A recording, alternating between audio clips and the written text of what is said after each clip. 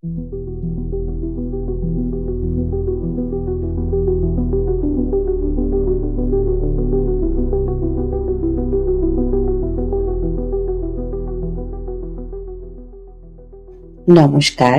কেমন আছেন শ্রোতা বন্ধুরা?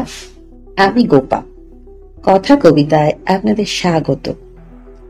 আবারও নিয়ে এসেছি এক নতুন গল্প, সর্বার্থ রায়চৌধুরীর হাত ধরে। লেখকের এবারের সৃষ্টি এমন কিছু মানুষ সম্পর্কে কিছু কথা, যা যুগ যুগ ধরে ঘটে আসা বঞ্চনা, নিকৃষ্ট অবহেলা এবং বিষাক্ত দংশনকে আপনাদের সামনে নিয়ে আসবেন। হয়তো মনোরঞ্জন নয়, কিন্তু কিছু নতুন দিক দেখাবে।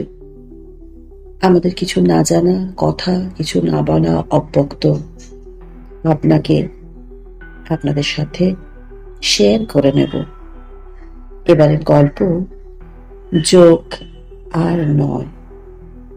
ভালো লাগলে পাশে থাকবেন, শুনতে থাকুন এবারের গল্প।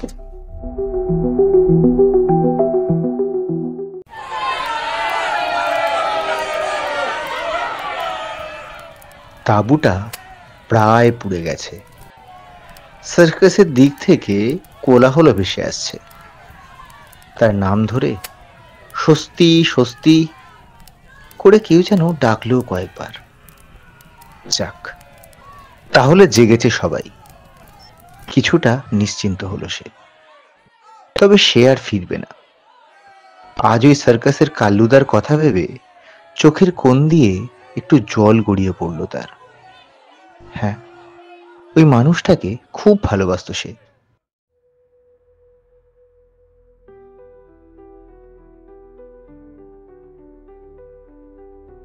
পুরনো কথাগুলো আজ যেন বড্ড মনে পড়ছে।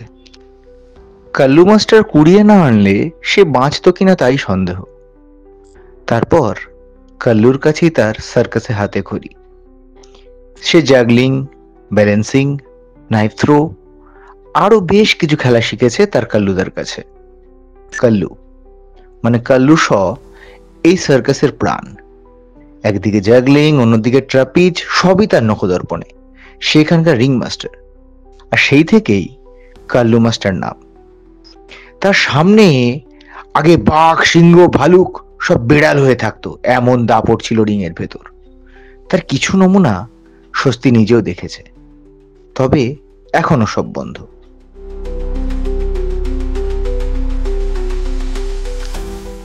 ভাবনায় ছেদ পড়লো তারাদার গলার আওয়াজে। আরে হই টিঙ্গু, খালি বল ঘুরালে হবে? ওদিকে টেন্ট সাফাই করবে কেডা? তোর বাপ? হ্যাঁ, স্বস্তি আসলে বামুন। কাল্লুদা নাকি তাকে পায় সার্কাস টেন্টের পেছনে, যখন সে সিংহদের খাঁচায় নিয়ে যাচ্ছিল। ধুম জ্বরে ছোট্ট স্বস্তি তখন প্রায় অচেতন। আর একটু হলেই নাকি পড়েছিল সিংহের মুখে। তার বাবা মা কেন যে তাকে ওভাবে ফেলে পালিয়েছিল, সেটা সে আজও বুঝতে পারে না। গলায় খালি ছিল স্বস্তিক চিহ্নের লকেট, আর তাতে কিছু যেন ছিল খোদাই করা। সেই লকেট দেখেই মালিক মিস্টার নাইয়ার তার নাম দিলেন স্বস্তি।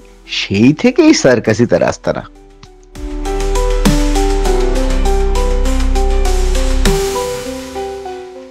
একটু বড় হতেই সার্কাসেই একটা কাজ পেয়ে গেল সে।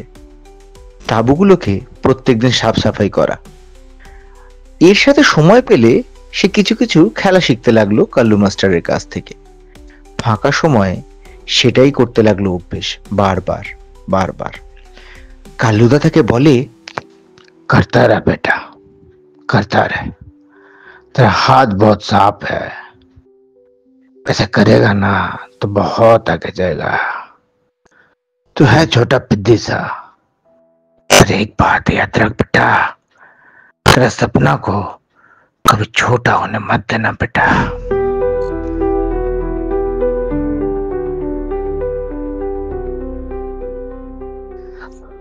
কাল্লুদার কথা শুনেই হয়তো মনের কোনো এক গোপন কোণে তারই মতো ছোট্ট একটা স্বপ্ন চেষ্টা শুরু করেছে দানা মেলার। কোনো একদিন এই সার্কাসের স্টেজে স্পটলাইটের আলোয় সে দেখাবে তার খেলা। সবাই আশ্চর্য হয়ে যাবে তার কারসাজি দেখে। হাততালির ঝড় উঠবে দর্শক আসনে। তাঁবু পরিষ্কার করতে করতে আনমনা হয়ে যায় স্বস্তি।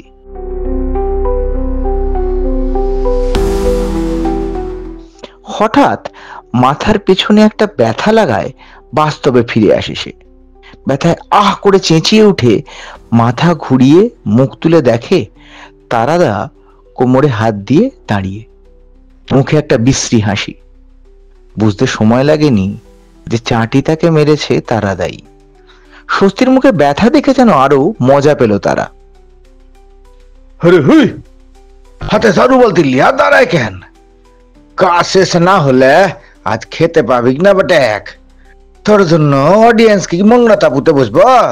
বাবুর দয়ার শরীর রাখছে তো বড় গাছা বসে।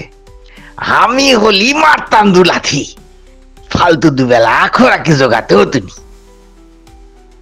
ব্যাপারটা একদম ভালো লাগলো না স্বস্তির। তারাদা মানে তারাপদ হেমব্রম প্রায় এগুলো করে তার সঙ্গে।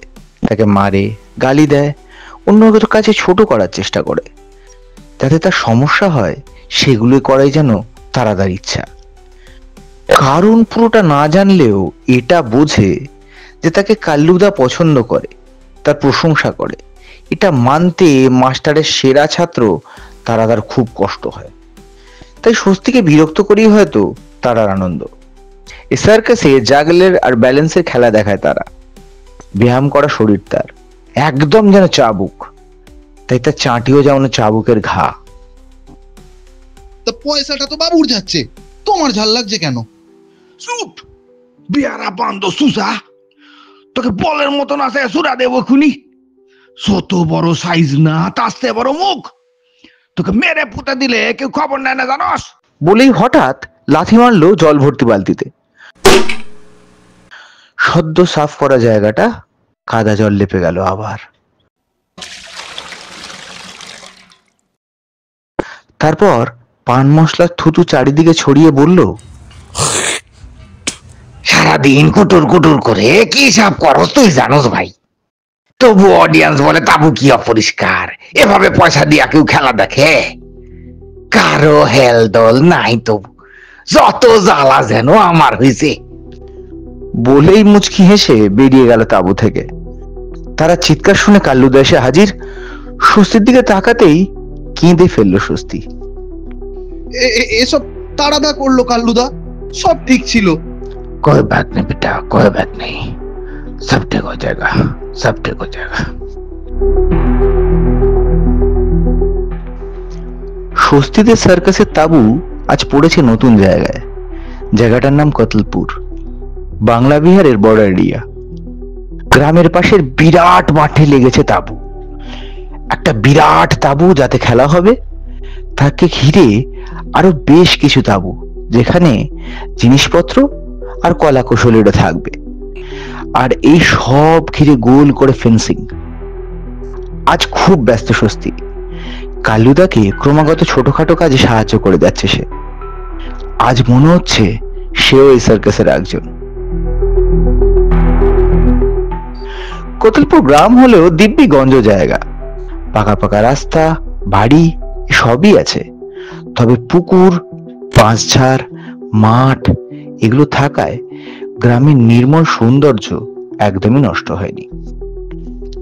আজ 3 দিন হলো শো শুরু হয়েছে। সবাই খুব খুশি। 3 দিনেই সব শো হাউসফুল। তাল কাটলো 5 দিনের মাথায়। একজন জোকার হঠাৎই পড়লো জ্বরে। জ্বর থেকে কাঁপুনি, ভুল বকা। ডাক্তার এসে বললেন ম্যালেরিয়া। সারতে কিছুদিন সময় লাগবে আরো। সবাই পড়লো চিন্তায়। এই অবস্থায় সমাধান দিল কাল্লুদা। अरे सर, अपना सस्ती है ना, उसको ही फिलहाल काउंट बना के देखते हैं। मैं तो ट्रेनिंग भी दिया हूं कुछ कुछ, सपोर्ट तो दे ही दिया अपना को। কাল্লুর কথাটাও মনে ধরলো মিস্টার নাইয়ারের। সত্যি তো, এতদিন ধরে ছেলেটা সার্কাসে আছে এটা তো তিনি ভাবেননি একদম। খুশি হয়ে বললেন, খুব ভালো। আরে সস্তে, ও সুস্তি, বেটা কাপ বেটা। বলো দাদা, কি হয়েছে? ওরম চেঁচাচ্ছ কেন? बेटा तेरा तो किस्मत चमक गया रे बच्चा। मालिक नहीं यार तेरे को क्लाउन बनाने बोला, तेरा नाम भी दिया लिटिल मास्टर। तो मैं भी बोला कि तुझको कुछ खिला विला आ जाता है, चला देगा थोड़ा बहुत। क्या बेटा होगा ना? प्रैक्टिस करता था ना जो सिखाया। উত্তর দিতে কিছুটা সময় নিল স্বস্তি। এখনো তার বিশ্বাস করতে যথেষ্ট কষ্ট হচ্ছে যে কাল থেকেই স্টেজে উঠবে সে, সেই স্টেজে যেটা তার সব সময়ের স্বপ্ন। হ্যাঁ ওস্তাদ, পারবো, তোমায় ডোবাবো না। बहुत बढ़िया बढ़िया बढ़िया। तो चल, तेरा प्रैक्टिस करना है, तारा के पास जाना है, उसके साथ ही होगा तेरा शो फिलहाल।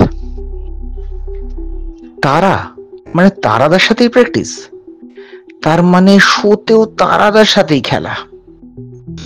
কথাটা ভেবেই খুশির মধ্যেই মনটা একটু তেতো হয়ে গেল তার।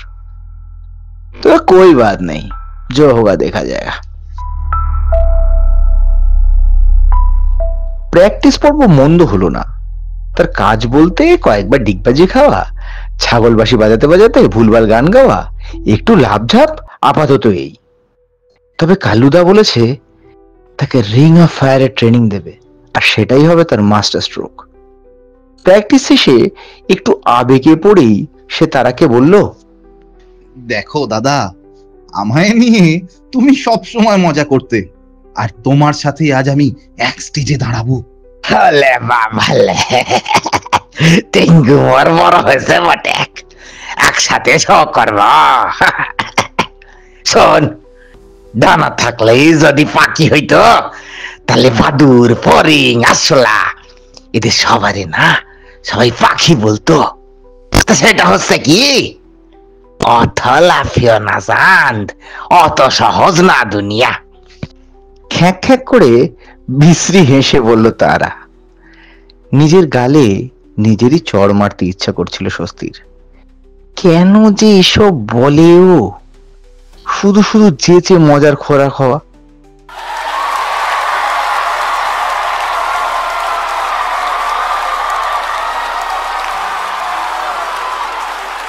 দুপুরের শো জাস্ট শেষ হলো। স্বস্তি তার অংশ ভালোভাবেই করেছে। সার্কাসের সবাই খুব প্রশংসা করছে তার। হঠাৎ করে চান্স পেয়ে সে যা করেছে তা যথেষ্ট। তারাদাও হাততালি দিচ্ছে। তবে সে যে খুশি নয় সেটা বুঝলো স্বস্তি। যাই হোক, ওসব পাত্তা না দিয়ে পরের শোয়ের জন্য রেডি হতে শুরু করল।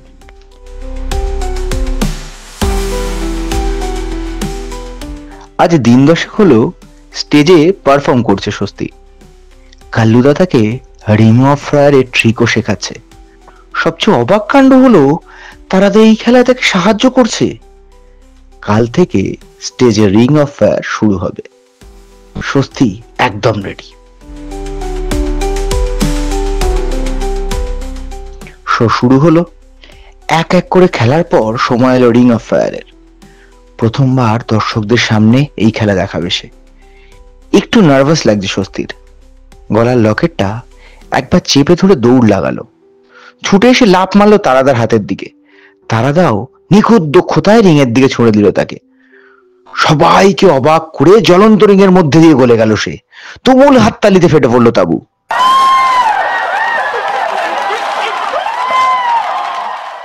দ্বিতীয় শোতেও একই ব্যাপার। তারাদার প্রতি সে কৃতজ্ঞ। তারাদা তাকে সবসময় যাই বলুক, আজকে তারাদার প্রতি কৃতজ্ঞ স্বস্তি। তারাদা গ্রেট, এটা সে মানতে বাধ্য হলো। এই কথা নিজের মুখে তারাদাকে গিয়ে বলতেই চোখ সরু করে হাসলো তারা আর বলল, দূর বোকা ছেলে, দাঁড়া দাঁড়া, সবই তো শুরু। দেখবি তোরে আমার কোথায় তুইলা লইয়া যাই। তুইলা লিয়া কোথায় যায়, সবে শুরু হয়েছে, সময় অনেক বাকি, অনেক দূরের রাস্তা। আলোর খেলা আর মিউজিকের সাথে শুরু হয়ে গেল পরের শো। এগোতে থাকলো তার নিজস্ব ছন্দে। একসময় এসে গেল তারা স্বস্তির খেলা, দ্য রিং অফ ফায়ার। স্বস্তি ছুটে এসে লাফিয়ে উঠলো তারার হাতের দিকে। তারাও তাকে ছুড়ে দিল ফায়ার রিং এর দিকে, তবে এবারে যেন একটু অন্যভাবে, একটু বেঁকিয়ে, একটু ঘুরিয়ে। আর তাতেই ঘটে গেল বিপদ। রিংয়ের আগুন জড়িয়ে ধরলো স্বস্তিকে। স্টেজে লাফিয়ে দাঁড়ানোর বদলে লুটিয়ে পড়লো সে। সারা শরীরে প্রচন্ড জ্বালায় চিৎকার করে জ্ঞান হারালো স্বস্তি।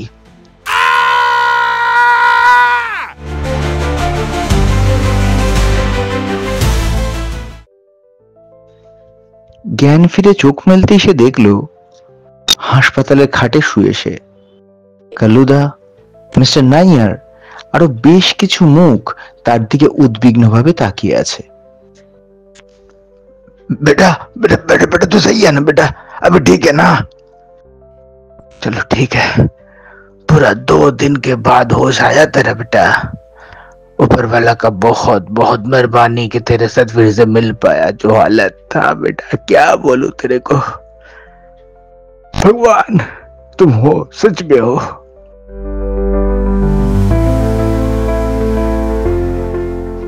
সার্কাসে ফিরতে আরো কয়েকদিন সময় লাগলো স্বস্তির।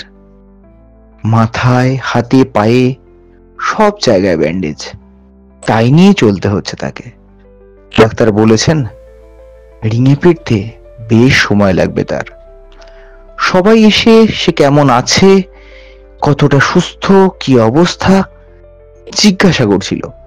এমন সময় তারাদা এসে হাজির, আর এসেই বলল, আরে ভাই আইসস, হাই পাক্কা মমি লাগছিস বটেক। তোকে উপরে তুলবো বলেছিলাম, তুই একদম পরে রাস্তায় হাঁটতে যাবি, এটা কে বুঝছিল বল? তা যেতে যেতে হঠাৎ ফিরে আইলি কেন? ওখানে কেউ রাখতে চাইল না নাকি? সবই আমার কপাল। মাটির দিকে তাকিয়ে বলল স্বস্তি। এই সবের মধ্যে কাল্লুদা কিন্তু ভীষণ খুশি স্বস্তিতে ফিরে আসার। আনন্দে সে ঘোষণা করলো, ভাইও आज बेटा लौटा है मेरा। इस खुशी में शो का बाद डिनर मेरा तरफ से सबको सबको न्योता मेरे तरफ से।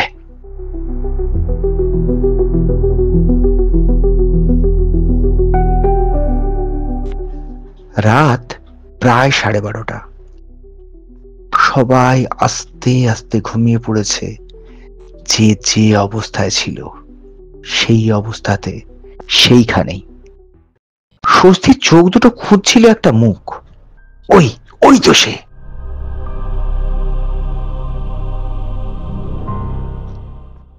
হাতের দড়িতে তার হাত আর পা বাঁধলো স্বস্তি। তারপর আহত দুর্বল শরীরেই টেনে নিয়ে চলল। একটু দূরে একটা ছোট্ট ফাঁকা তাঁবু, তার সামনেই এসে দাঁড়ালো সে। লোকটার মুখটায় কাপড় বেঁধে তার চোখে বোতল থেকে নিয়ে কিছু যেন ছিটিয়ে দিল কয়েকবার। তুই একবার ছিটের পরেই জ্ঞান নিল লোকটার, ভ্রঙ্গ করতে থাকলো।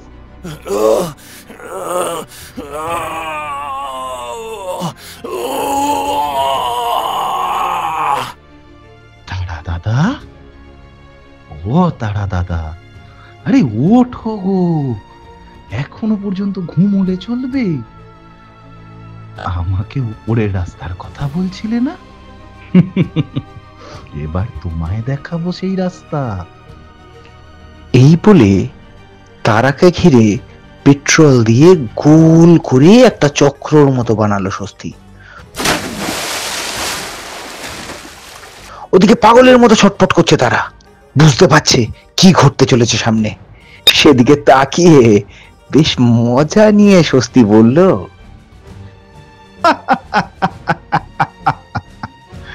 কোনো লাভ হবে না দাদা, কেউ আসবে না বাঁচাতে, সবাই বেহুশ, জাগতে আরো ঘন্টা খানেক লাগবে। এই শরীরে কি আমি এমনি এমনি কিচেনের গরমে ঘুরছিলাম তদারকি করতে? এক ওষুধেই সবাই ঘুমিয়ে অচেতন। তবে তোমায় জাগালাম যাতে ওপরের রাস্তাটা দেখতে দেখতে যেতে পারো আর কি। আজ আমি তোমায় পাঠাবো রিং অফ ফায়ারের এসপার থেকে ওসপার। বেশ বেশ তারাদা, তোমার তো খুব তাড়া দেখছি। তা শুভ কাজে দেরি না করাই ভালো। এই বলে তারার দিকে পেছন করে একটা দেশলাইয়ের কাঠি চালল সে। আর ছুঁড়ে দিল তারার দিকে। টপ করে একটা আওয়াজ হলো।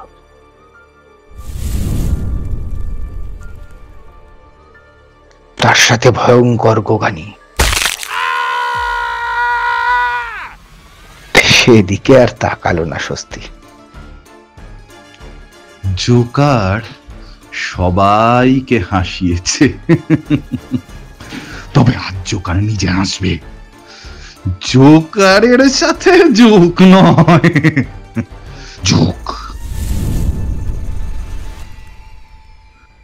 আর নয়। বিড়বিড়ানি আর হাসি যেন একসাথে মিশে গেল তার কথায়। ধীরে ধীরে অন্ধকারে মিশে যেতে লাগলো তার ছোট্ট শরীরটা।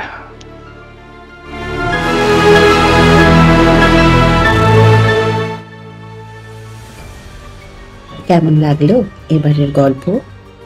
যোগ আর নয়। কণ্ঠ ও কলম দুই সর্বার্থ রায়চৌধুরী। সঙ্গে ছিলেন চিত্রদীপ ভট্টাচার্য। আপনাদের পাশে পাওয়াটাও আমাদের সবচেয়ে বড় মূলধন। ভালো